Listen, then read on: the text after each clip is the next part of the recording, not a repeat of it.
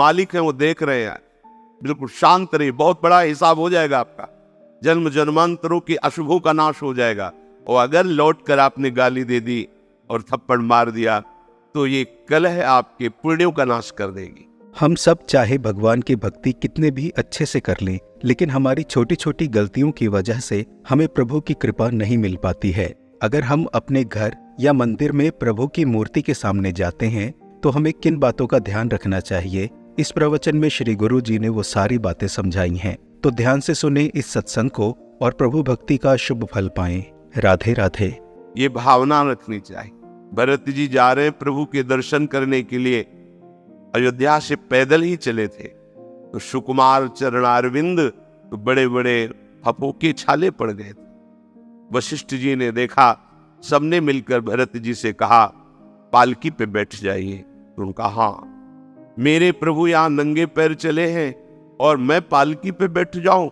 उचित तो ये है कि अपने प्रभु के दर्शन के लिए मैं जा रहा हूं तो जहां जहां प्रभु के चरण पड़े वहां मेरा शीश पड़े, अर्थात सिर भर जाऊं। उचित मोरा सबते सेवक धर्म कठोरा, यहां मैं सर के बल चल के जाऊं, पर असमर्थ हो। तो अपने प्रभु के दर्शन करने के लिए जब जाए तो हो सके सामर्थ्य हो तो पादुका न पहने। जहां तक ठाकुर जी के दर्शन करने के लिए जाना है, हो सके तो पादुका न पहने, नंगे पैर दर्शन करने जाए। यदि आप में ऐसी सामर्थ्य नहीं है किसी कारण से, तो सीढ़ियों में पादुका नहीं पहनना चाहिए। जहां से मंदिर की सीढ़ियां आए, पादुका उतार कर माथा रखकर सीढ़ी में फिर चढ़ना चाहिए। कोई खड़ा हो, चप्पल जूता आदि ना पहने। अगर पहने हैं तो बस सीढ़ी तक ही पहन कर जाए, ऊपर सीढ़ियों के नहीं। इतने सुकुमार मत बनो, ये आग में जलाया जाएगा शरीर, ये गाड़ दिया जाएगा शरीर, इससे ज्यादा प्यार ना करो। प्रभु या गुरुदेव के सामने जाकर प्रणाम ना करना, ये अपराध है। जय बार सामने जाए तय बार प्रणाम करे। अगर आप अस्वस्थ हैं, आपका शरीर काम नहीं कर रहा, तो हाथ जोड़कर सर झुका दीजिए, नहीं तो पंचांग या साष्टांग प्रणाम कीजिए। जय बार गुरुदेव से मिले, जय बार प्रभु के श्री विग्रह के सामने जाए, तय बार प्रणाम करे। अगर अपनी कुटिया में भी प्रभु विराजमान है तो जय बार उनके सामने, इससे दासत्व पुष्ट होता है, प्रभु की कृपा प्राप्त होती है, प्रणाम करे। प्रभु के जो उत्सव है, कृष्ण जन्माष्टमी, राधा अष्टमी और भी जो भागवतिक उत्सव है, यदि आप अपने आराध्य देव का उत्सव नहीं मनाते हैं तो ये सेवा अपराध है, मनाना चाहिए। चार लोग मिल करके सुंदर फूलों से, पत्रों से श्रृंगार करके प्रभु की जय घोष करनी चाहिए, प्रभु की कथा करनी चाहिए। आपस में बैठ करके भगवान के जन्म अवतार की, लीला अवतार की कथा कहे, नाम कीर्तन करे।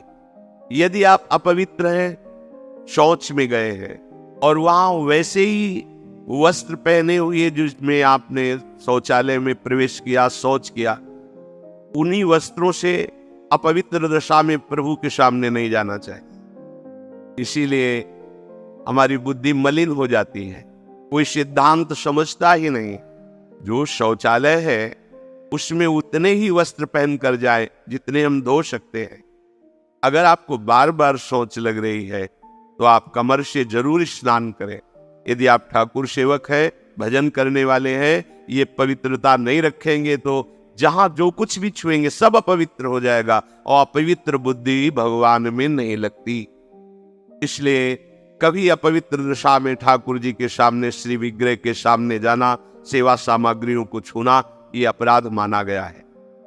जब हम प्रभु की परिक्रमा करते हैं, कभी सामने परिक्रमा नहीं करनी चाहिए। जैसे सामने खड़े ऐसे घूम जाते हैं सामने, नहीं, ऐसा नहीं।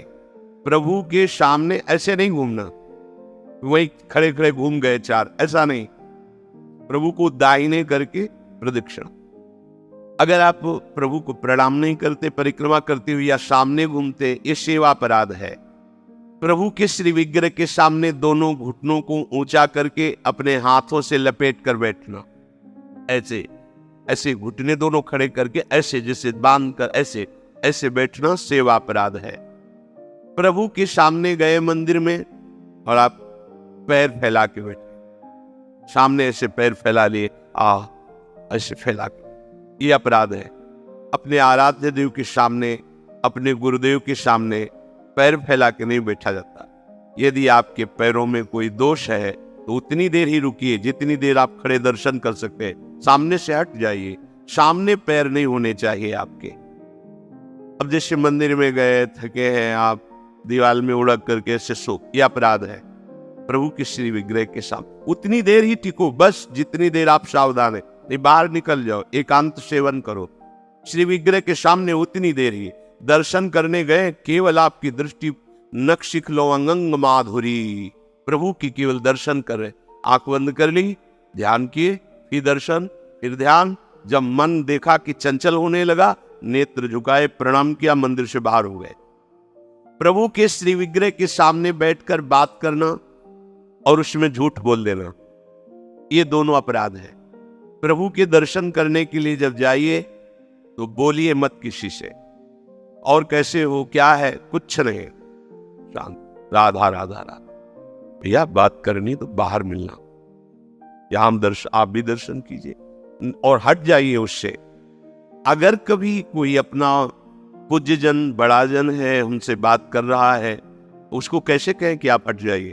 तो जितनी बात हो भागवतिक हो और सत्य हो, क्योंकि वहां सत्य साक्षी देने की नहीं, प्रभु विराजमान है। वहां का झूठ तुम्हारे पुण्यों को नष्ट कर देगा। किसी से वार्ता नहीं, प्रभु के श्री विग्रह के सामने उनके चरणामृत और प्रसाद को छोड़कर अन्य नहीं पाना।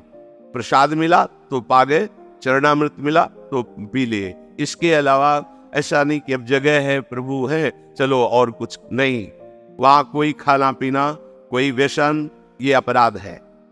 प्रभु के श्री विग्रह के सामने आपस में प्रापंचिक बात करना, अगर बात ही करनी, आज देखो कितना सुंदर मोर मुकुट है, आज देखो कितना सुंदर प्रभु का हार है, आज देखो कैसे मकराकृत कुंडल है, आप देख रहे हो, प्रभु ऐसा लग रहा है मुस्कुरा रहे हैं, प्रभु देख रहे, बस उनके विषय की बात करो तो करो, अन्यथा मौन। अगर आप बिहारी जी के सामने, राधा वल्लभ जी के सामने, राधा रमण जी के सामने कोई आपको धक्का दे रहा है, कोई आपको कटु व्यवहार कर रहा है, आप चुप रहिए। आपको प्रतिकार नहीं करना, मालिक है वो देख रहे हैं, बिल्कुल शांत रहिए, बहुत बड़ा हिसाब हो जाएगा आपका, जन्म जन्मांतरों की अशुभों का नाश हो जाएगा। और अगर लौट कर आपने गाली दे दी और थप्पड़ मार दिया तो ये कलह आपके पुण्यों का नाश कर देगी। बहुत सावधानी से भगवत दर्शन किए जाते हैं। प्रभु के श्री विग्रह के सामने किसी को आशीर्वाद देना, आप प्रभु के दर्शन कर ले गए, कोई आपको प्रणाम कर रहा, खुश रहो, जय हो, जय, नहीं, देखना भी नहीं उधर, सीधे प्रभु की तरफ देखो। वहां कोई भी कहीं भी किसी को भी प्रणाम करो, प्रणाम प्रभु को हो रही है। आप बिल्कुल ये मानकर कि मेरे को प्रणाम कर रहा है उसको आशीर्वाद, बिल्कुल नहीं, प्रभु की तरफ केवल देखें। अगर किसी को ऐसे, तो वो अपराध बनता है। प्रभु के श्री विग्रह के सामने बैठ करके दूसरे की निंदा कर देना, ऐसा होता है। जैसे श्री जी के सामने बारंडा है, से जहाँ समाज, वहां बैठे घंटों बैठे, अब आपस में चर्चा कर रहे हैं, अमुक की, ये अपराध है। एक की प्रशंसा, एक की निंदा, और प्रभु सामने बैठे हैं। वहां बैठना है तो मंत्र जप करो, नाम जप करो, या पद गान करो जिनमें उनकी लीलाओं का गायन किया गया है। प्रभु के श्री विग्रह के सामने हंसी मजाक, अश्लील शब्दों का उच्चारण करना, एक दूसरे से हंसी मजाक कर रहे, सेल्फी ले रहे, ये सब नाटकबाजी नहीं तो आए हो धाम में कृपा प्राप्त करने के लिए और बन जाएगा अपराध। वो आपसे सच्ची कहते हैं, ये हमारे प्रभु राधा वल्लभ लाल जी, बांके बिहारी लाल जी, राधा रमन लाल जी, ये मूर्तिकार की रचना नहीं, साक्षात प्रिया प्रीतम है, हमारी भावना नहीं बन पा रही इसीलिए, नहीं तो इनके इशारे होते हैं, ये मुस्कुराते हैं, और जो आप बात करोगे उसका उत्तर आपको मिल जाएगा, आपके ही हृदय में बैठकर उत्तर दे देंगे। कई बार ऐसी प्रभु की तरफ से इशारे होते हैं कि साक्षात प्रभु विराजमान है, बस आपकी भावना जाकी रही, भावना जैसी प्रभु मूर्ति देखी तिन तैसी। और सेवा में आपके पास सामर्थ्य है पर आप साधारण चीजों से प्रभु की सेवा कर रहे हैं तो यह अपराध है। यदि आपके पास नहीं है तो बाजरे की आधी रोटी से ठाकुर जी प्रकट हो गए धन्ना जी के यहां। प्रभु को नहीं चाहिए, वो तो विश्व का भरण पोषण करने वाले स्वयं विश्वात्मा हैं, पर यदि आपके पास है तो उत्तम उत्तम भोग लगाइए, उत्तम उपचारों से प्रभु की सेवा कीजिए। ऐसा नहीं कि आप अपने लिए वस्त्र बहुत महंगे लाते हैं और प्रभु के लिए ऐसे ही साधारण कपड़े ले आए, अपने लिए अच्छी भोग सामग्री प्रभु के लिए ऐसे दुकानों में है। सुपारी किसके लिए लेना है? आपको खाना है तो अच्छी क्वालिटी की रखिए, और अगर पूजा के लिए लेना है तो जो कोई खाएगा नहीं वो रखी पूजा वाली। सूखे नारियल पूजा के लिए, टून का कपड़ा पूजा के लिए, ये ऐसा नहीं होना चाहिए, ये सेवा अपराध है। वैसे भी आसक्ति होनी चाहिए, जो सेवा विग्रह आपको प्राप्त हुआ उसमें आसक्ति होनी चाहिए। अच्छे से अच्छे पदार्थ देखकर मन ललचा जाए कि मेरी सामर्थ्य तो नहीं, पर अगर सामर्थ्य होती तो आज प्रभु को ये भोग लगाते, आज प्रभु को ये पहनाते, तो आप ये समझो आपको उसका फल मिल गया। चढ़ा नहीं पाए, समर्पित नहीं कर पाए, और उसका फल आपको मिल गया, क्योंकि आपने विचार किया ना, भावना की ना, और प्रभु भाव ग्रहण करते हैं। अगर आप बिना भोग लगाए पाते हैं, बिना भोग लगाए जल पीते हैं, जल भी पीना है तो आप अपने गुरुदेव का स्मरण करके, नाम लेकर ही जल पीजिए, उनको भाव से अर्पित करके। भोग पाइए तो अर्पित करके। अगर आप अर्पण नहीं करते तो इसमें अपराध बनता है, ये आपकी बुद्धि को भ्रष्ट कर देगा, मलिन कर देगा। बिना भोग लगाए कुछ नहीं पाना। अगर ऐसा नियम रखोगे तो तुम्हारी बुद्धि रोज का रोज भक्ति के रंग में रंगती जाएगी, हृदय द्रवित हो जाएगा। बिना अपने आराध्य देव को अर्पित किए हुए कुछ भी नहीं स्वीकार करना। अगर हमें वस्त्र भी पहनना है तो पहले प्रभु को अर्पित करना है। अगर ऐसी भावना रखोगे तो बहुत जल्दी प्रभु कृपा करके अपनापन आपके हृदय में प्रकट कर देंगे। जो सबसे बड़ी सिद्धि है कि श्री जी हमारी, लाडली जो हमारी, ये भाव आ जाना, हमारे माई श्यामा जी को राज, ये सबसे बड़ी सिद्धि हृदय में आ जाना। जैसे मीरा जी कहते, मेरे तो गिरधर गोपाल दूसरो न कोई। आपने श्री गुरु जी का ये सुंदर प्रवचन सुना। अवश्य ही इस प्रवचन को सुनकर आपको बहुत आनंद आया होगा और आपको कुछ अच्छा सीखने को भी मिला होगा। आप चाहें तो अपना अनुभव हमारे परिवार के साथ बांट सकते हैं, और राधे राधे लिखना मत भूलना। हम सब श्री गुरु जी के सुंदर प्रवचनों के साथ इसी तरह मिलते रहें, प्रभु से यही कामना है। आप सबको प्रेम भरा राधे राधे।